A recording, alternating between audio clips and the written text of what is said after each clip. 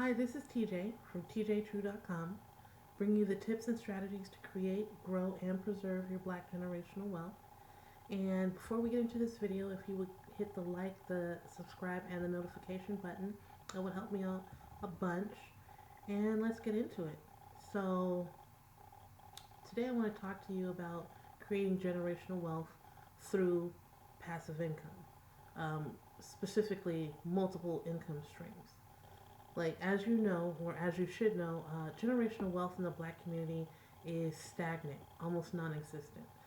Um, One of the most depressing things that you can ever do is watch or read a report on the collective lack of wealth in the black community.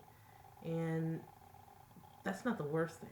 The worst thing is that it's really not likely to change anytime soon, maybe not even my lifetime. I I do a lot of keyword research. I do a lot of research on what people are looking for as part of what I do, services that I provide to business owners, is ranking their websites on Google. And in order to do that, I have to do SEO style research, which means that I'm constantly looking at what people are searching for, how much they search for it, and the one thing that I can tell you that I've noticed using several different keyword research tools is black people don't search for tips on creating generational wealth. And I'm not saying you don't. I'm saying that as a collective unit with tens of millions of people in the United States, there is not a lot of searching going on for it. And I'll give you an example. Botulism. Botulism, the foodborne disease, is searched 200,000, over 200,000 times every single month. Every single month. You do the math on how many people a day it takes to create that number. Words like black generational wealth and black wealth, well, black generational wealth is searched less than 100 times a month. Less. Tens of millions of black people. Less than 100 times a month. And that goes for most keywords that are associated with black wealth. There are keywords that are important that you would think that black people would be searching for um, in regards to black generational wealth that nobody's searching for, nobody is looking at. And I'm not saying that there aren't people who aren't going to Google, because I'm sure that there are tons of people. But this is 2019. When people want to know something, one of the first things they do is they Google it.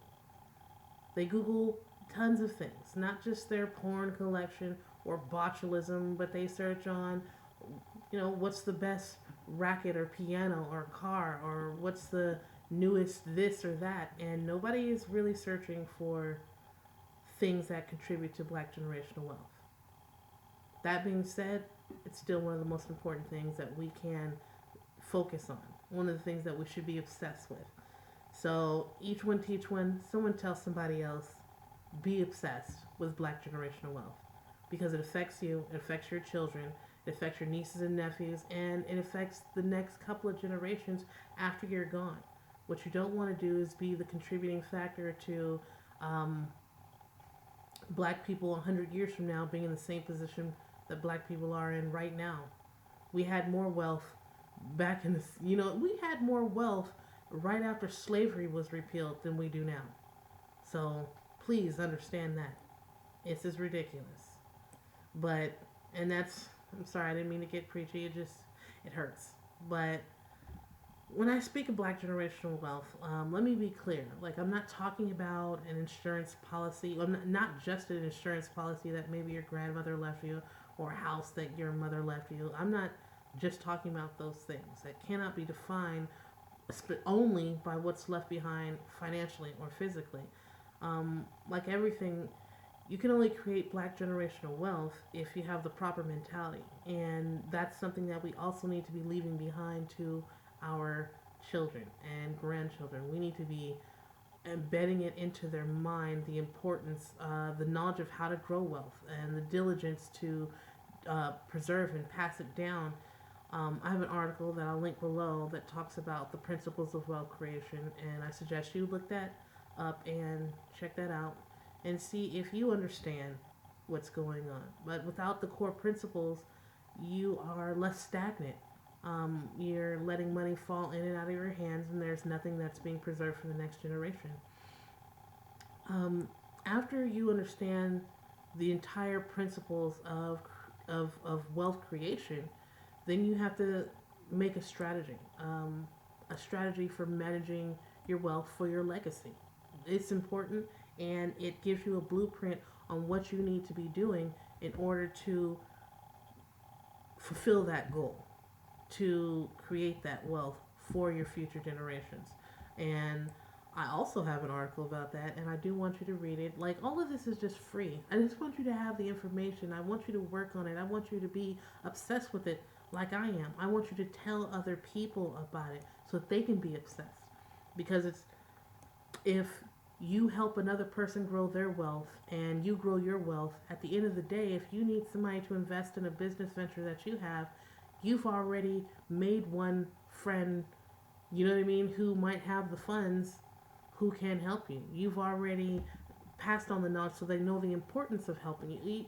It's not just a non selfish thing. This helps us all. So there are several ways that you can grow your wealth, and some of the most famous ways. Famous. I hate to use the word famous, like it has a star on the Hollywood Walk of Fame. But what I mean is like stocks and bonds. It is a really volatile market. A lot of high risk there. Some You don't have to start off with a lot of money, and honestly, you don't have to invest in a huge portfolio. Like, you can have something as small as Coinbase, which is a platform that I use to manage my Bitcoin currency. Um, Something that is, learn about it first, though. You know what I mean? Don't just run out and put some money into something you don't understand so that you have money either losing or gaining inside of a portfolio that you are unsure of how to manage, how to sell, or how to buy. Make sure that you understand the principles of how to use and to invest in the stock market, which I have an article on as well. Um, just to check that out. Real estate. Real estate is an important venture that you can get into. There are a multitude of ways. A lot of people think that owning real estate translate to either flipping houses, which is true. It's one of the things that you can do, or renting houses, which is also one of the things that you can do. But those are only two of a wide variety of ways, excuse me, that you can create a passive income owning a property. Not just a house, but there's ways that you can create a passive income even owning vacant land. I'll just link to the article that I have that lists all these different things. You can write a book. A lot of people don't understand that one of the things, the fastest growing things out there right now is self teaching. Like, people are wanting to learn how to do things, but they don't want to pay the exorbitant, ridiculous amounts of money that it takes to go to a university. And a lot of ways that translates is to, if you know something, even if you know only enough to teach a beginner course on that, you can write a book, and in the same step, you can also create an online course that you can sell.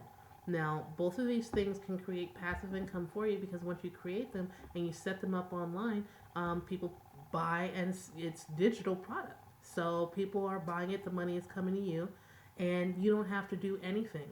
You know, you can follow up with your customers if you have future books or e-courses to sell, but those are another two ways that you can create a passive income. And it doesn't have to be something that you don't have to teach a course on marketing. Maybe you know how to crochet. Maybe you know how to fix on cars. Maybe you know how to braid hair or sew or garden or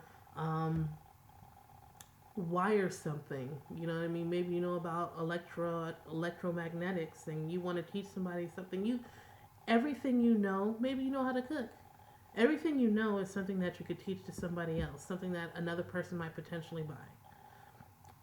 In the same token, there are other things that you can do, such as like narrating audiobooks. There's a huge market for that right now. Now, that is a little bit of an investment because you do want to have some high quality recordings and make sure that you have some high quality recordings so that you can audition for things, have people see your quality and your voice, hear your voice, and pay you money to read their books. Like, I love reading. So I feel like that's a win-win situation is to be paid to read it. You have to read it out loud and you probably are going to have to read the book several times and do several outtakes. Like it's voice acting. It's what it is. And there are there's ACX through Amazon because they have a ton of books that need reading. There are quite a few platforms and I'll in the article that I'm going to link to has all of this information that I'm telling you. So that is another way that you can create a passive income through that brings in some type of wealth. Also, owning a website. There are a million different ways that you can create an income by owning a website.